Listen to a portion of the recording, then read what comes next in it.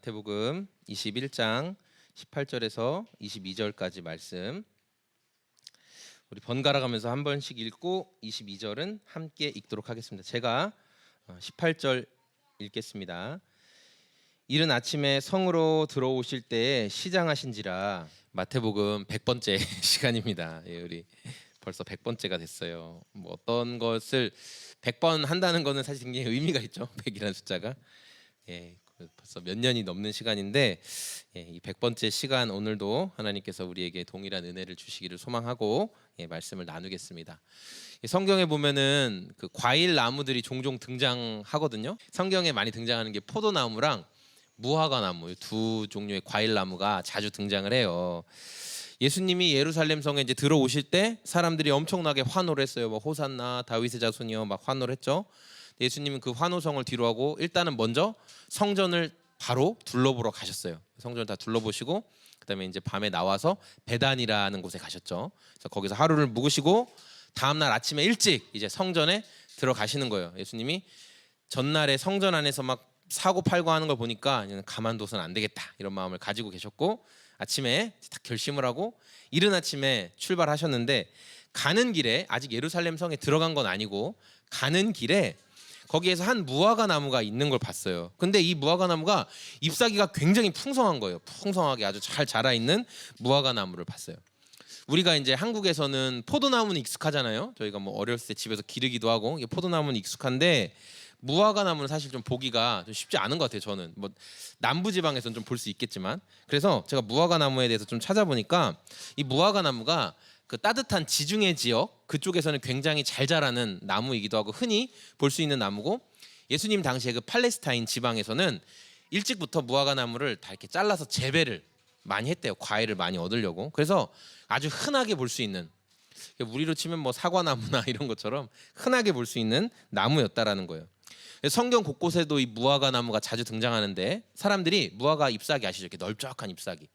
그래서 초기에 그 아담과 하와가 이렇게 엮었던 치마가 무화과 나무다 이렇게 말하기도 하거든요. 그래서 넓적한 잎사귀를 가지고 있고 그래서 그 잎사귀 그늘 아래서 사람들이 명상을 하거나 기도하는. 그래서 요한복음에서도 보면 예수님이 내가 너를 무화과 나무 아래서 봤다는 것 때문에 네가 나한테 나왔냐 이제 이런 말씀이 있어요. 그러니까 그 아래서 그냥 그늘에서 쉬는 걸 되게 좋아했다라는 거예요. 무화과 그늘에서.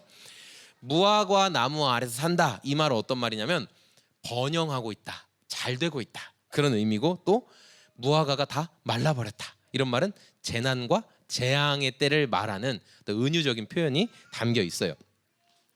무화과 열매가 보통 1년에 2번 정도 열린다고 해요. 그래서 3월 달에 열리는 이제 이른 무화과 또는 뭐 겨울 무화과라고 하는데 이 겨울 무화과는 그 상품성은 없고 아주 이렇게 뭐 엄지손가락 정도 크기로 자라는데 상품성은 없지만 그래도 이제 향긋한 향이 나고 정말 배고프고 허기진 사람들 뭐 이제 집이 없는 사람들이나 가난한 사람들이 허기를 달랠 정도로 먹을 수는 있는 그러니까 아예 못 먹는 건 아니라는 거예요. 이제 그런 열매가 맺히고 이 3월에 달리는 무화과가 다 떨어진 뒤에 여름에 맺히는 무화과가 있어요. 그런 때는 그 무화과는 이제 상품 정말 먹을 수 있고 아주 크고 향긋한 열매가 된다라는 거예요. 근데 오늘 말씀에 등장한 무화과가 바로 예수님이 말씀하신 무화과가 그 3월에 열리는 그 이른 무화과, 겨울 무화과에 대해서 말씀하시는 거예요. 예수님께서 이제 잎이 무성한 무화과 나무를 보시고 열매를 얻으려고 가까이 가셨어요. 근데 가까이 갔더니 이 나무가 잎은 굉장히 무성했는데 열매가 없었다라는 거예요. 무화과 나무는 잎이 많이 열리면 열매도 같이 있어요. 네, 이게 특징이에요 무화과 나무에. 그래서 무화과 나무가 분명히 저 잎사귀를 보니까 이 3월에 열리는 이른 무화과가 분명히 열려 있는 나무 같은데 왜 저기에는 무화과 열매가 하나도 없을까? 여름 이 겨울 무화과가 열리지 않으면 나중에 여름에도 열매를 못 맺는데요. 예. 그러니까 지금 이 무화과는 뭐예요? 잎사귀만 무성하고 쓸모없이 땅만 축내고 있는 상태였다는 거예요. 그런데 마태가 이 무화과 나무 사건을 지금 성전을 청결하게 하는 사건 이제 후에 기록했잖아요. 그러니까 우리가 지난주에 성전 청결을 살펴봤고 지금 그 후의 내용인데 원래는 이 사건이 먼저 있었던 거예요. 예. 무화과 나무를 다 꾸짖으시고 저주하시고 그 다음에 이제 성전으로 들어가시는 내용이 있는데 왜 그렇게 순서를 바꿨느냐? 그것은 마태는 이 영적인 의미를 알려주려고 한 거예요. 성전의 저 보잘것없는 상황과 이 무화과 나무의 보잘것없는 상황이 같은 사건이다라는 것을 보여주기 위해 의도적으로 그렇게 기록한 거예요. 성전 안에서 종교 행위가 엄청 많이 있었잖아요. 막 짐승들 데려와서 계속 제사 드리고 했어요. 그런데 그것은 열매가 하나도 없었다는 거예요. 하나님이 받으실 만한 예배가 아니었다. 이 무화과 나무처럼 그런 의미가 담겨 있다는 거죠. 겉으로 이제 뭐 예수님 앞에 예배드리는 척하고 순종하는 척하고 막 그렇게 했지만 영적인 열매가 하나도 없는 이스라엘의 상태가 곧 그 무화과 나무와 같은 상태였다라고 말씀하고 있는 겁니다. 우리도 굉장히 분주하게 살아가고 있어요. 뭐 저도 제 삶을 돌아볼 때 뭔가 분주하게 사는 것 같은데 그 안에 정말 주님이 기뻐하시는 영적인 성숙, 영적인 열매가 있는가? 우리가 이 말씀을 통해서 한번 좀 점검해 보는 시간을 오늘 갖기를 원합니다. 그래서 저는 오늘 말씀을 통해서 열매 없이 잎만 무성한 이 무화과 나무 같은 삶이 아니라 예수님이 주님께서 성도의 삶에 원하는 좋은 믿음이란 무엇인가를 함께 나누려고 해요. 먼저 오늘 말씀을 통해서 우리가 가져야 될 좋은 믿음의 모습은 뭐냐면 열매 있는 삶이 되어야 한다라는 거예요. 우리 18절과 19절을 제가 한번 읽어보겠습니다. 눈으로만 한번 보세요. 이른 아침에 성으로 들어오실 때 시장하신지라 길가에 한 무화과 나무를 보시고 그리로 가사 잎사귀밖에 아무것도 찾지 못하시고 아멘. 예수님이 베단이라는 곳에서 하루를 이제 머무르신 후에 예루살렘 성 쪽으로 가셨어요. 가시는 길에 한 무화과 나무를 봤는데 잎사귀가 굉장히 무성했는데 이제 저건 열매가 있겠구나 하고 가까이 가신 거죠.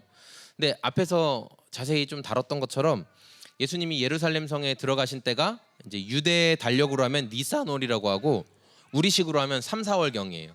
3, 4월경에 들어가셨는데 이 무화과 나무가 3월 하순이 되면 이제 엄지손가락만한 열매를 맺게 돼요. 그걸 이제 그래서 아까 말한 것처럼 여름 무화과처럼 엄청나게 상품성이 있는 건 아니지만 이 겨울 무화과가 그래도 먹을 수 있는 허기를 달랠 정도는 돼요. 풍성한 잎이 있다는 것은 열매가 있습니다라는 의미거든요. 저는 열매를 갖고 있어요. 이제 이런 의미라고 생각하시면 돼요. 근데 막상 가까이 가보니까 열매가 하나도 없는 거예요. 그래서 예수님이 발견하신 건 뭐만 발견했냐? 잎사귀만 발견했어요. 이 나무에서 잎사귀밖에 찾을 수 없었다라고 성경 말하고 있잖아요. 그래서 우리가 이 말씀을 보면서 이런 생각을 할지 몰라요. 예수님이 전지하다면서 그러니까 모든 걸 다 안다면서 저 나무에 열매가 없는 것을 모르셨을까? 그렇죠. 그런 생각 할 수 있거든요. 왜냐하면 열매가 있을 줄 알고 기대하고 갔는데 열매가 없었다. 그럼 예수님 뭘 몰랐나 보네. 우리가 이렇게 생각할 수 있잖아요. 하지만 이 사건을 마태가 의도적으로 기록한 이유는 뭐냐면 성전 청결 사건과 이게 연결이 돼 있다라는 것을 보여주기 위한 거다라고 아까 말씀드렸어요. 제자들에게 예수님이 이렇게 잎사귀만 무성한 무화과 나무를 보여주시면서 이스라엘의 영적인 상태가 얼마나 겉만 번지르르한가를 보여주시려고 그런 거예요. 그래서 우리 성경에 보면 성으로 들어오실 때에 그렇게 기록되어 있잖아요.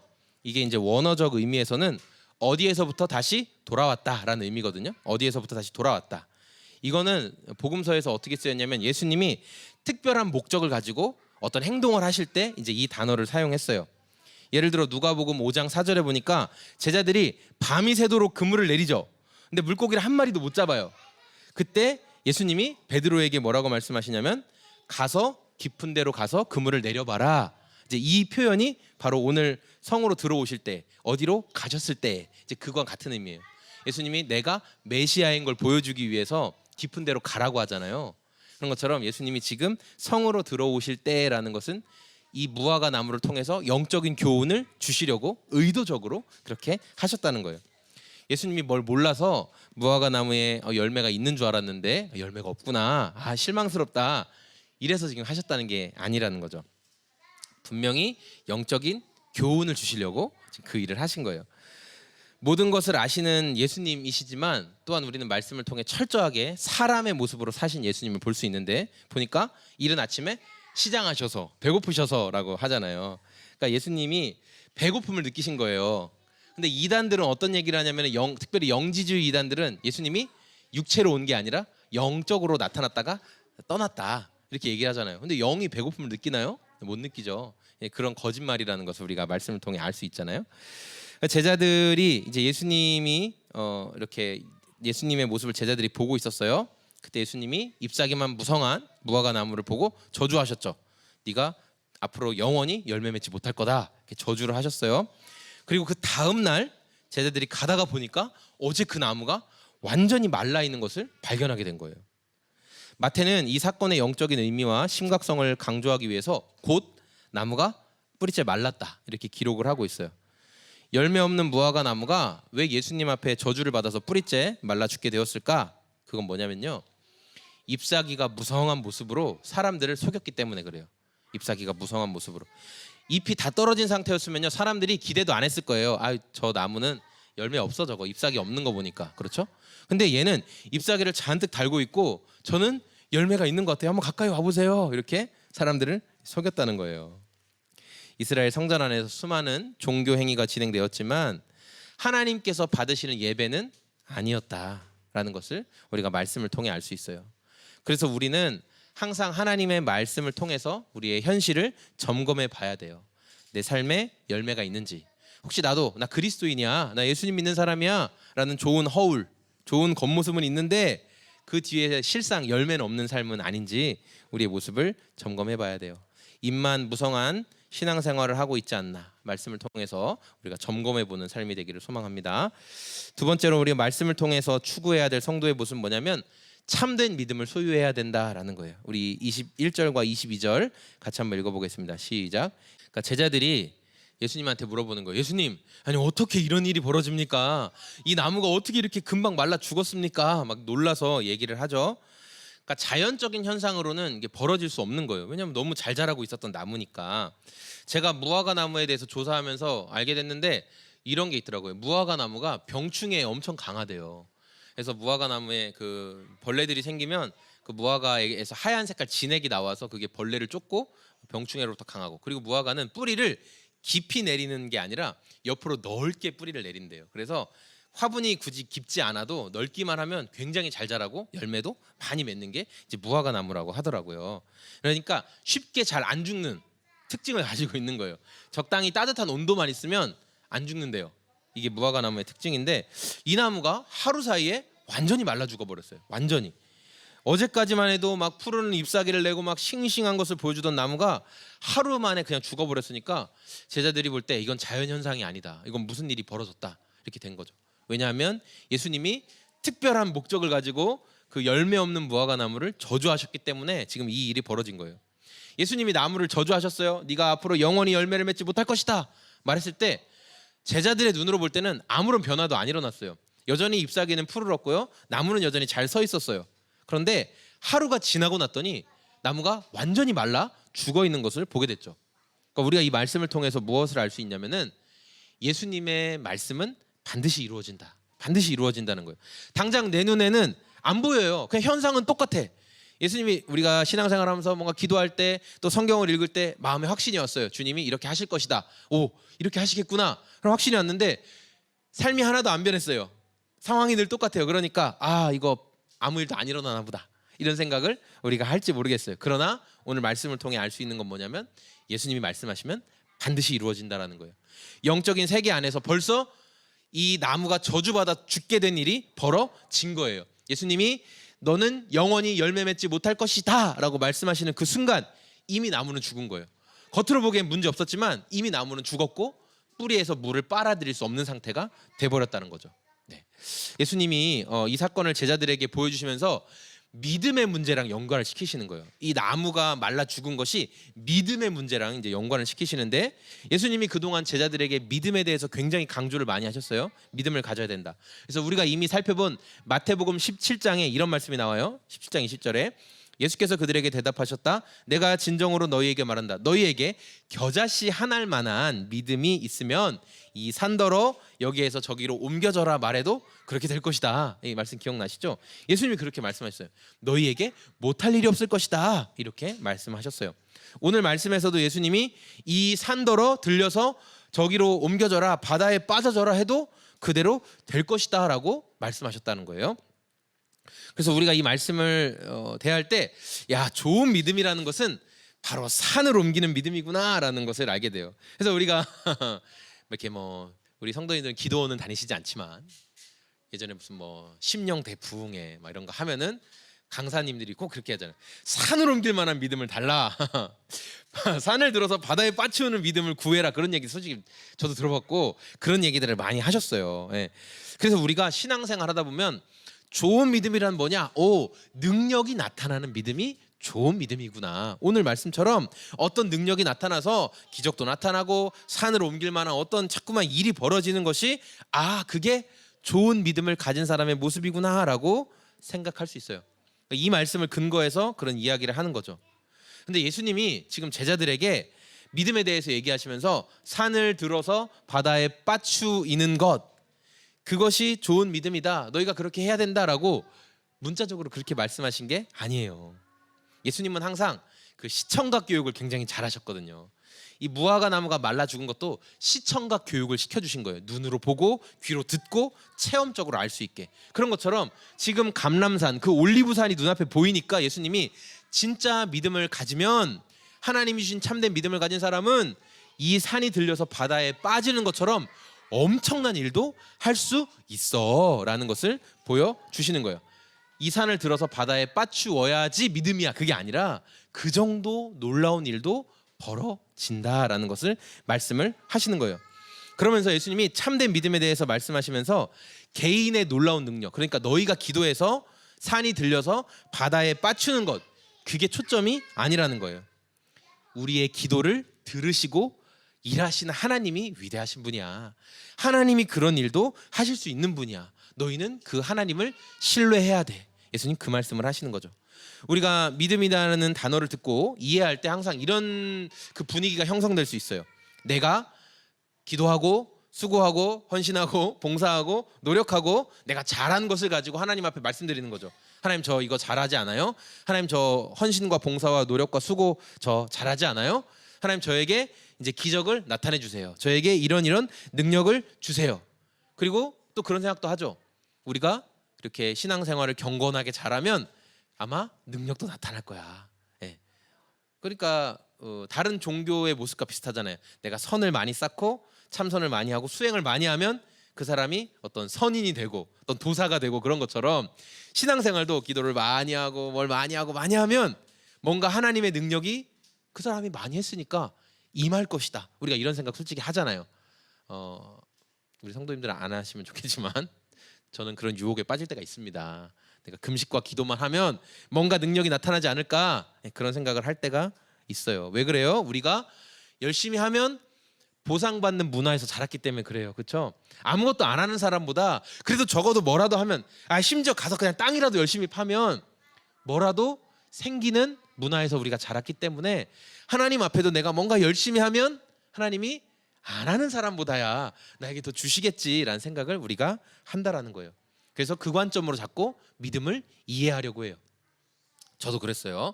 그래서 하나님의 은혜를 이야기하면서 어느 순간 내가 하고 있는 노력과 수고에 대한 보상, 내가 열심히 하고 수고하니까 하나님이 보상해 주시는 거야.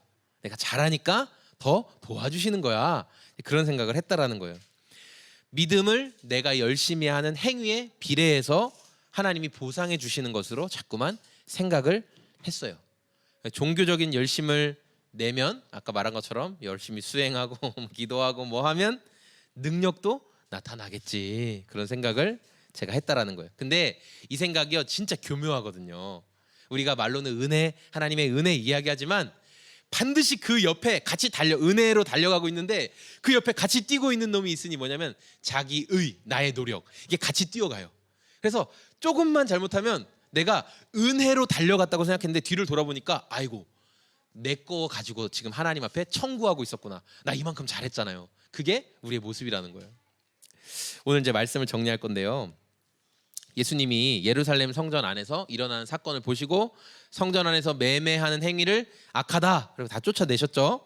예. 그리고 그 일을 하러 가기 전에 지금 이제 이 무화과 나무 사건을 말씀하신 거예요.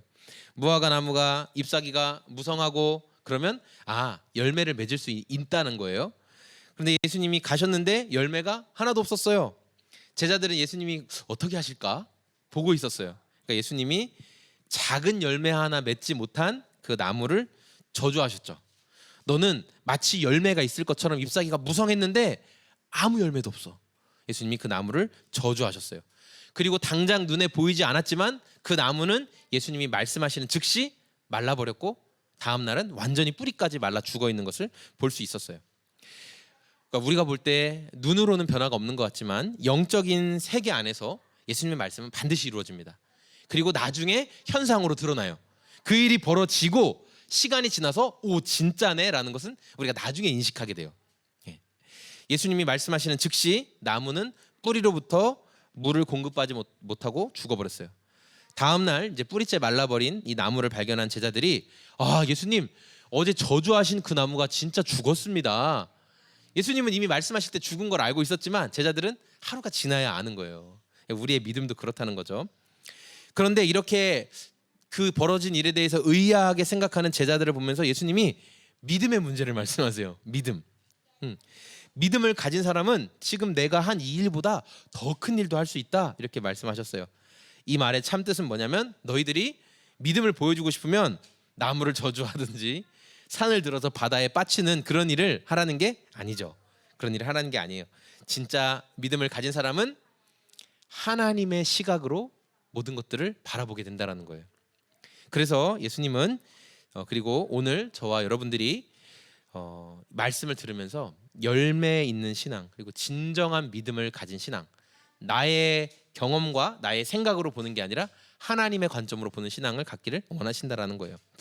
예수님이 오늘 무화과 나무를 통해 보여주신 참된 믿음은 우리가 기적을 보이고 산을 옮기는 게 아니라 참된 믿음을 가졌다 좋은 믿음을 가졌다라는 건 뭐냐면 우리의 기도를 들으시는 하나님을 더 신뢰하는 거예요. 더 믿는 것 그게 좋은 믿음이라는 거예요. 하나님께서 하실 일을 믿고 내 생각보다 그분의 계획이 더 크다 내가 생각한 대로 안 됐지만 하나님의 계획이 더 크다라는 것을 믿고 신뢰하는 것이 진짜 믿음 좋은 믿음이다 라고 말씀하세요. 지난 수요일에 우리 로이가 생일이었잖아요. 그래서 우리가 주일날 먼저 이제 축하를 하고 이렇게 했는데 그래서 정작 수요일 날은 축하를 못했어요. 왜냐하면 안과 검진이 미리 2달 전에 예약이 되어 있었기 때문에. 그래서 화요일 저녁에 이제 가정 예배를 드렸어요. 같이 이제 앉아서 얘기하면서 이제 이런 소망을 나눴어요. 마음의 소망을 나눴는데 뭐냐면 야 로이야 이제 우리가 2달이 지났는데 2달 동안 열심히 이제 눈 가리는 연습도 했는데 검사 받을 때 안과 선생님이 와 우리 로이가 눈이 엄청 좋아졌어요. 와 이거 눈 수술 안 해도 될 것 같아요. 다 나았어요. 이제 눈 빠지는 것도 잘 없고 하니까 이제 건강해졌어요. 이런 말을 들으면 좋겠다. 로이 선물로 그런 얘기 들었으면 좋겠다. 그런 생각했거든요. 그렇죠? 그런 생각했어요. 그래서 이제 아침 일찍 로이랑 차 타고 가면서 기도하면서 로이야 잘 될 거야. 좋은 일이 있을 거야. 로이도 좋은 일이 있을 거래요. 로이도 그래서 가가지고 그래서 아침 일찍 해가지고 이렇게 진료를 2번째로 되게 빨리 받게 됐어요. 좋았어요 그것도. 근데 이제 그 로이가 앉아서 그 선생님이 이제 검사를 해주는데 이것도 바꾸고 기구도 바꾸고 막 하면서 열심히 검사를 하는데 이제 기대하고 있었죠. 자 이제 어떻게 잘 됐다고 그 얘기만 하시면 된다 이런 생각하고 있었는데 긍정적인 대답을 못 들었어요. 그리고 보시는 것처럼 심지어 안경까지 쓰게 됐잖아요. 눈이 약시가 진행돼가지고 이제 시력을 교정해줘야 되는 데서 안경까지 쓰게 됐어요. 근데 제가 이제 그런 처방들 안경을 써야 됩니다. 뭐 이렇게 아버님 뭘 좀 잘해주세요 이런 얘기를 들을 때 막 실망이 되고 아유씨 하나님 내가 그럴 줄 알았어 안 들어줄 줄 알았어. 그런 마음이 아니라 어떤 마음이 들었냐면 그렇구나 굉장히 마음이 이렇게 편안하게 받아들여지더라고요. 편안하게. 왜냐하면 그 전에 이렇게 기도했거든요. 하나님 제가 이렇게 되길 원하고 그 로이가 다 잘 되길 원하고 그렇지만 그러나 하나님이 저보다 로이를 더 사랑하시고 더 잘 아시는 분이기 때문에 하나님이 원하시는 방향대로 이끌어 가주십시오. 저희가 그냥 순종하겠습니다. 이제 그런 기도를 했기 때문에 하나님이 더 좋은 방향으로 이끌어 가 주실 거라는 것을 믿게 되었어요. 그리고 더 그런 믿음을 갖도록 하나님이 은혜를 주셨어요. 믿음이라는 것은 내가 얼마나 대단한 일을 했는지 하나님 앞에 자랑하는 게 아니라는 거예요. 기도하는 내가 대단한 게 아니라 내가 기도하잖아요. 내가 기도하니까 하나님 이게 대단한 거 아닙니까? 그게 아니에요. 내가 기도하지만 나의 기도를 들으시고 응답하신 하나님이 크신 분이지 기도하는 나는 큰 게 아니에요. 성도가 가져야 할 믿음 뭐냐면 어느 순간이든 계속해서 하나님을 인정하고 신뢰하는 거예요. 하나님을 인정하고 신뢰하는 것. 이것이 오늘 예수님이 말씀하신 진짜 좋은 믿음, 진짜 좋은 성도의 모습이라는 거예요. 성도의 삶에 그러면 언제 산을 옮길 만한 믿음이 나타날까? 그런 기적이 언제 나타나냐? 나타나요. 분명히 나타나요. 언제? 하나님의 뜻대로 우리가 살아가다 보면 하나님이 놀라운 일을 행하세요. 아니 어떻게 이런 일이 벌어졌지라고 할 정도로 놀라운 일을 하세요. 근데 그때는 내가 생각한 때랑 다를 수 있어요. 하나님의 때 내가 하나님의 뜻대로 살아가다 보면 그 일을 하나님이 주권적으로 그냥 하세요. 그 일을 하세요.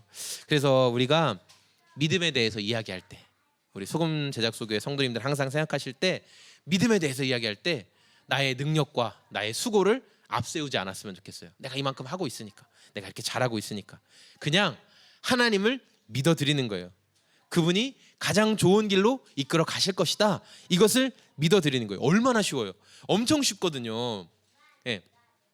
비교 종교학이라는 게 있어요. 다른 종교랑 이렇게 서로의 종교들의 장단점 비교하는 비교 종교는 학문이 따로 있는데 예를 들어 이 불교 같은 경우에 내가 깨달음을 얻고 내가 높은 지위에 올라가기 위해서 뭐 해야 돼요?